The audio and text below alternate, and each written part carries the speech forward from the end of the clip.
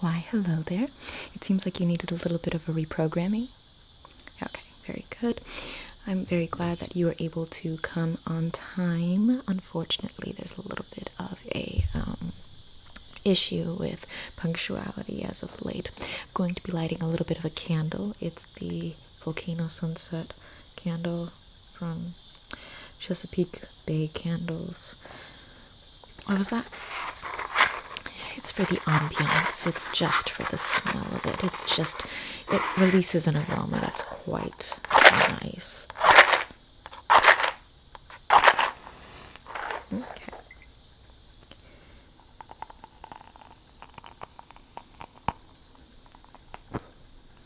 There we go. It's always nice to sort of cascade the smoke around just so that way it absorbs any of the stale scents that linger around the space. And then put the candle to the side. Okay. Now, can I get a brief summary as to your current preconceived notions? Yes, your current preconceived notions, sort of like your body of beliefs, your body of opinions, your perception of the world, essentially, your perspective. Do you have a little bit of difficulty composing that, or are you a little more just kind of go with the flow, a little more chill, a little more laid back? Really, it's the sort of like, how strong are your convictions, and what is the root basis for those convictions, whether it's a body of logic, a body of emotion. It could be driven from ego, it could be driven from a sense of purpose. It's very interesting to assess just kind of from like a distant point of view, but at the end of the day, there's no wrong answers. Okay, let me put this to the side, the candles, or rather the matches, and let's find a match for you. So let's see, I'm gonna just slide this keyboard right on over. Okay. Now, if you would be so kind as to give me kind of like a rough summary of your current held beliefs. Okay. Oh, interesting. Right. Very fascinating. And would you say that these are tied to your personality or your sense of identity? Okay. Yes, this could be something as external as being someone who prides themselves as being a weapons owner, or perhaps vegan, or perhaps a bicyclist, or perhaps, which there's politics when it comes to bicycling. Like, the extent to which mankind gives thought to society is never ending. Any type of pinpoint in your identity that you root your politics in. And a personality, I would say, that then jumps forward that you think is associated with your currently held beliefs. Okay. Very interesting.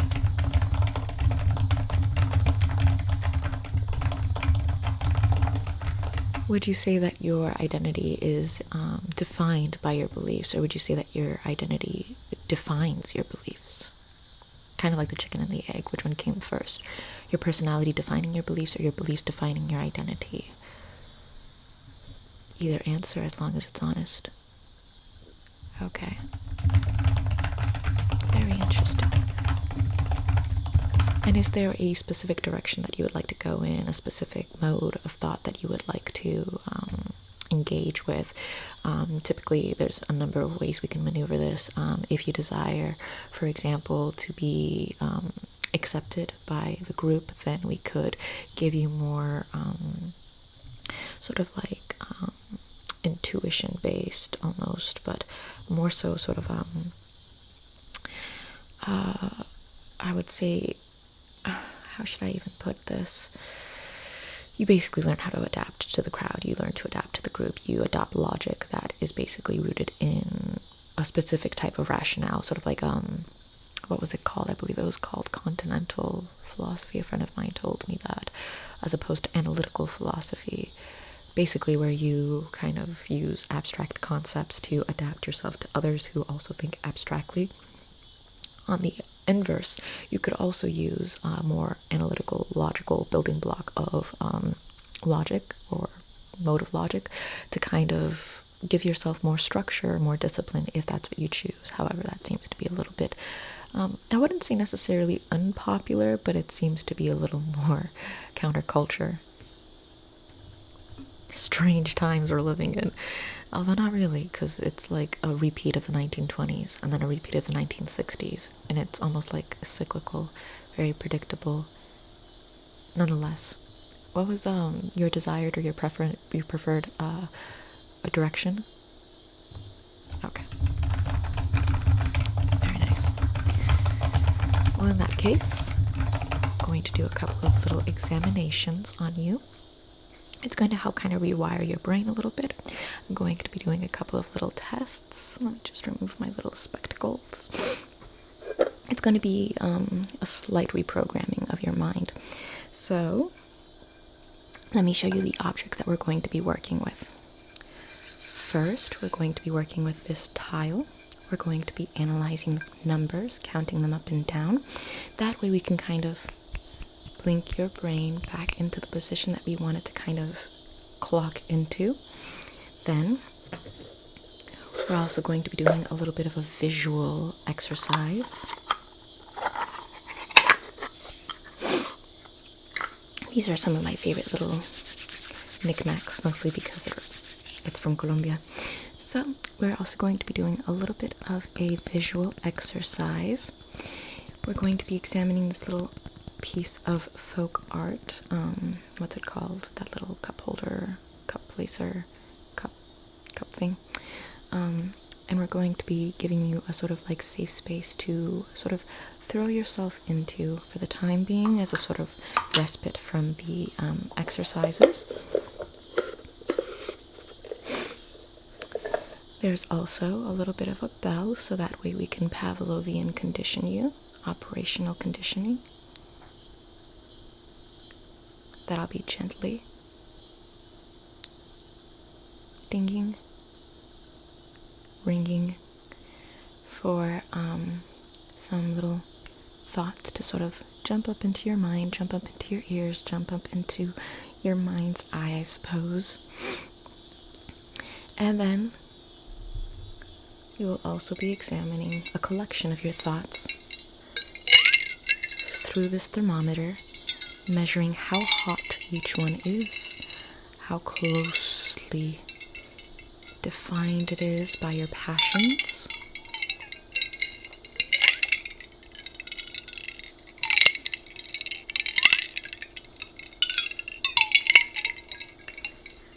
And we will also be giving you a euphoric feel with this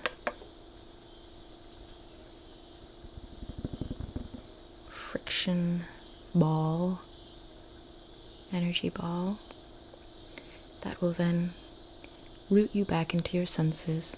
Sometimes intellectualism can yield to a sense of physical numbness. When you are able to stimulate your body, you're able to return back to the real world and truly see it for what it is, outside of just your mind's eye.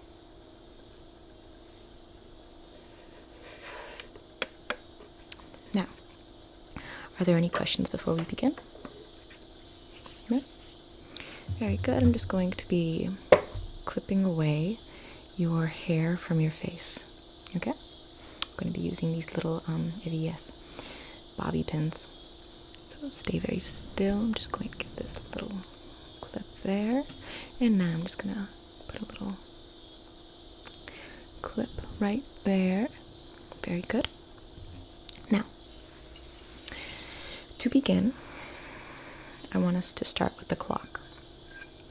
So, as you can note, there's different numbers on this tile here.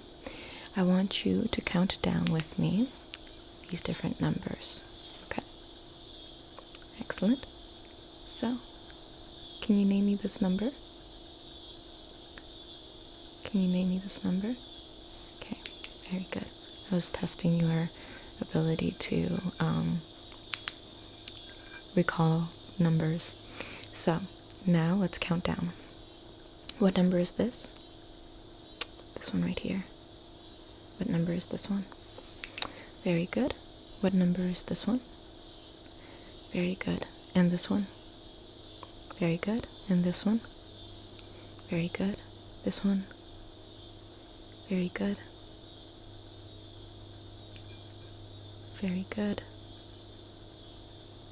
Now for this one, I'm going to be flashing a light in your eyes 3 times, but I want you to count the number of lights that flash in your eye, okay? Aloud. So, are you ready? Okay. Very good. Very good. Very good. Now on to the next number. Can you name me this number? Very good. Likewise, I'm going to be flashing a light in your eyes, and I want you to tell me how many times the light flashes in your eyes. Very good. Very good. Okay, final time. I want you to tell me what number this is. Very good. And finally, very good. Okay. Well, now I'm going to be giving you a couple of little prompts to think of. We're going to be moving on to the bell and the bell jar. And as we move on to the bell, I'm going to give you a couple of little thoughts, okay? I want you to close your eyes. Close your eyes. Keep them closed. And I want you to just envision the scenery that I'm about to describe to you or for you. I want you to imagine yourself in a plain with yellow hay. And I want you to imagine that there's a path cut through that yellow hay, much like a maze. But the maze is very simple. And I want you to imagine how you would carve that simple maze inside of your mind. How complicated would you make the maze? Or how simple would you make the maze? And at the end of the maze, I want you to tell me what you find. What are you looking for? How quickly do you think you can find that which you seek at the end of the maze? How long do you think it'll take you to figure out the maze? How do you feel within the maze? Is it a feeling of somber confusion, a gray sense of not knowing? Or is it a bright day? A warm, bright day with perhaps a nice wind chill that inspires a sense of adventure and curiosity. As you reach the end of the maze, I want you to see that which it is that you're seeking.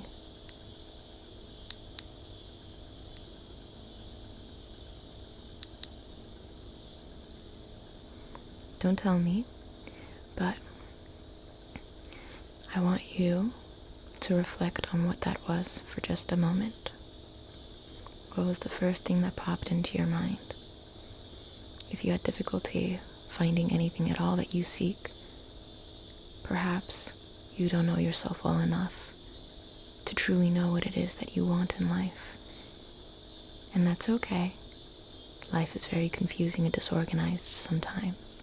Sometimes just being aware and accepting with humility that one's life is a little bit disorganized, thus one's mind is a little disorganized, is oftentimes just the remedy that we need to begin healing.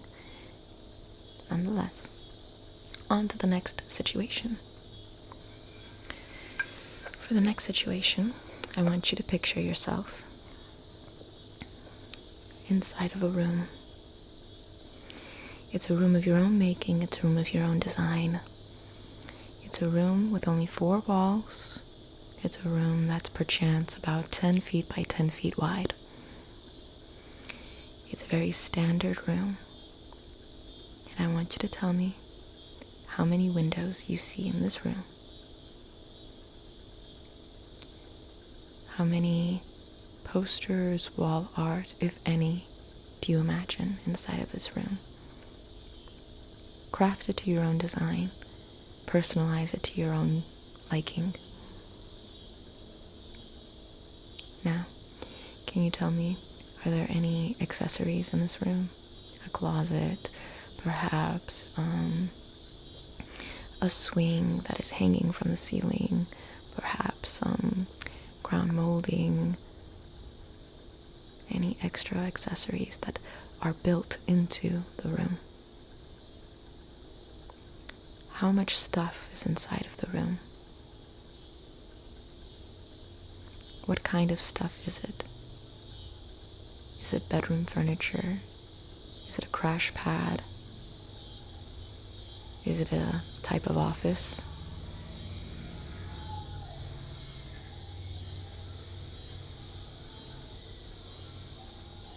Very teenage angst. Okay. What kind of floor does it have? Is it carpet, hardwood, tile? What kind of hardwood is it? What kind of tile is it? What color carpet is it? Okay. And what color are the walls? Are they painted over, or is it wallpaper? Okay. Very interesting. Now, I want you to take a position inside of the room that feels the most comfortable, that feels the most safe to you, that feels like a spot in which you can just exist. And as you inhabit that space, I want you to just relax and reflect on why it is that you chose that spot and what exactly it means to you. I also want you to reflect over how much stuff is in the room. That could mean that your mind is quite congested, quite organized, quite clear, or quite full.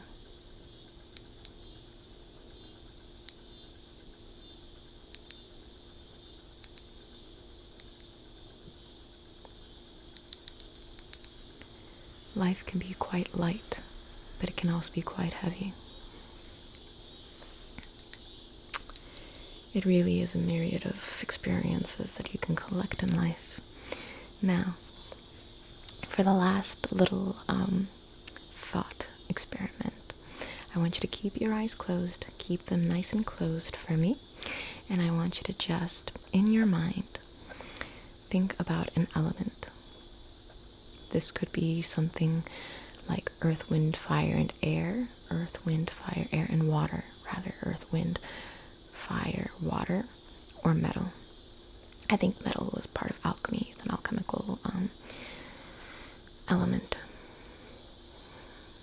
One of the 5, one of the 4. Think about an element for me. Whichever one draws your attention the most. If you're stuck over a couple, then perhaps analyze what it is that you like about each, and then choose the one that you feel might be the one that complements you best. Okay? Excellent. Now, I want you to picture something with this element. I want you to picture doing yourself with something with this element, engaging with this element, essentially. What would you do with this element?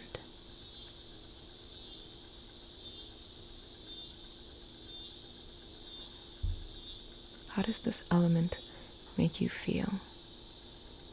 Does it make you feel light, rooted, energetic? Does it make you feel understood or strong? I want you to keep these qualities inside of your mind.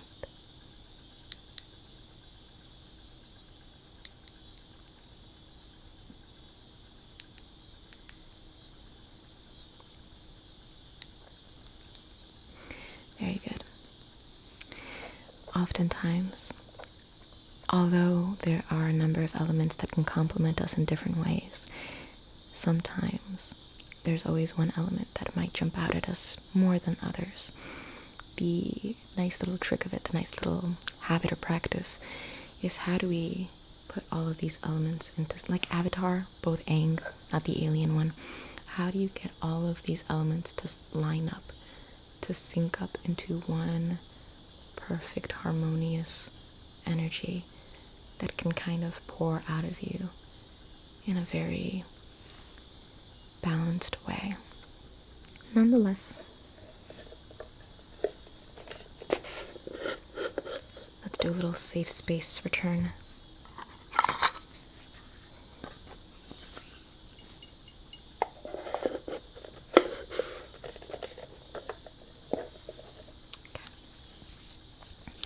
I'm going to be flashing a light into your eyes, and I'm just going to be examining how your eyes adjust to this safe space. I'm going to be shining it from the corners, from the sides. I'll be warning you. Look at the little space, look at the little lady going to the church in the well in a nice little woodland area. And I want you to just keep looking forward for me as I analyze the sides of your face. Or eyes, rather. Keep looking forward for me, please. Keep focusing. Very good. On to the other side. Keep looking forward for me, please. Keep looking forward. Very good, very good, very good. You're doing a good job. Very good. How did that make you feel? It was like a little break. Okay. Sometimes we just need a little break from this wonderful, wonderful world. What a wonderful world it is. Now, I'm going to be analyzing the collection of thoughts that you still have inside of your mind, and I want you to just look forward for me, please. Going to be placing this jar. Have you ever been to the chiropractor? Have you ever watched chiropractor videos? Have you ever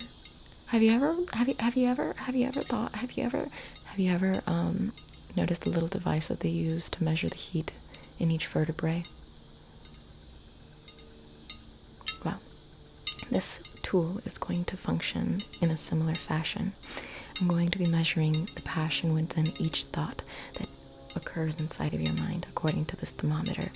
I'll be flashing a light into the thermometer to better see the radiating heat that might emanate from it, but I want you to just stay still for me, okay? I want you to just stay still for me. Now, if you wouldn't mind, can you think of the first held belief that pops into your mind? Okay. Do you see the color red right there? Do you see this color red? Would you mind pouring that thought right into that bulb, please? Pour it right on into here. Right on in there. Yes, thank you, thank you, thank you, thank you. Now,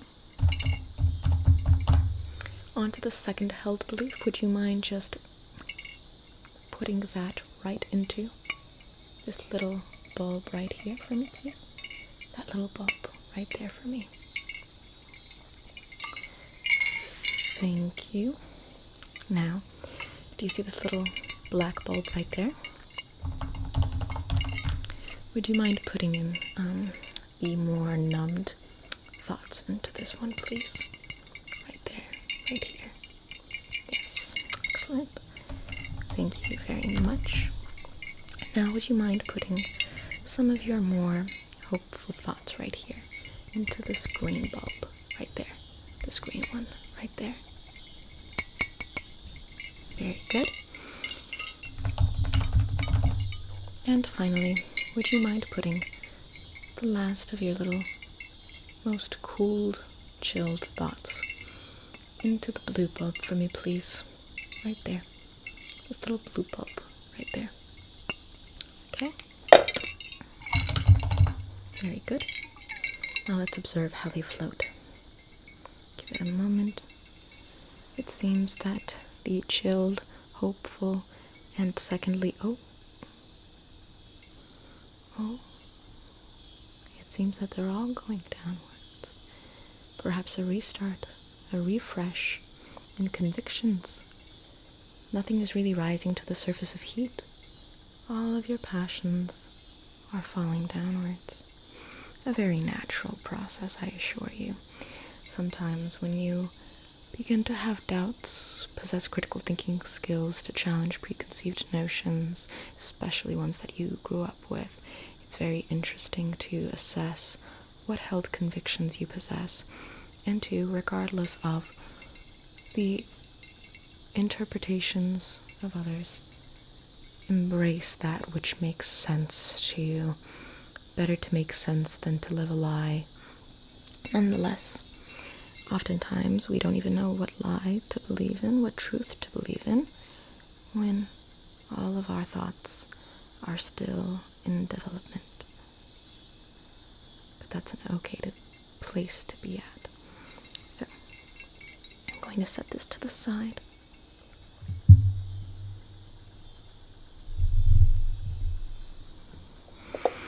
And finally, we're going to do a little bit of a sensory reset. So I want you to just place your fingers onto the little bulb. Yep.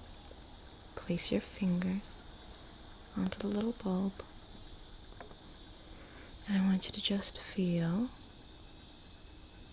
how the friction attracts to you.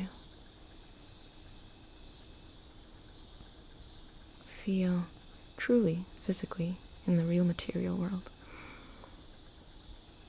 Although that's an odd expression, the real material world. In the material world, in the physical world, I want you to feel how the light's attracted to you. I want you to zoink yourself out and remove yourself from your mind. And feel the friction between you and this bulb. Are you watching yourself in your life like a movie on a screen, happening before you and around you? Or are you actually present in real life, feeling like everything is truly real around you, everything is meaningful and purposeful? Much like when you're a child and you think that every day is a new day to set an adventure. But as you get older, you start to wonder, what's the point? What's the meaning? And to follow along with preset ideas and meanings that you start to question and wonder, is this truly what I want to spend my life doing? All very important questions that must be continuously asked. Just because we're no longer children doesn't mean that we shouldn't be asking why. Now, I will conclude. I had to log out real quick. I will conclude this exam for right now. If you desire a follow-up, then you know where to find me. Please don't hesitate to make another appointment if you so choose to. Is there anything else that I can help you with? Oh, can I just scratch something on your face? Nothing further? Okay, excellent. Well, in that case, I do hope that you have a splendid day. Take care.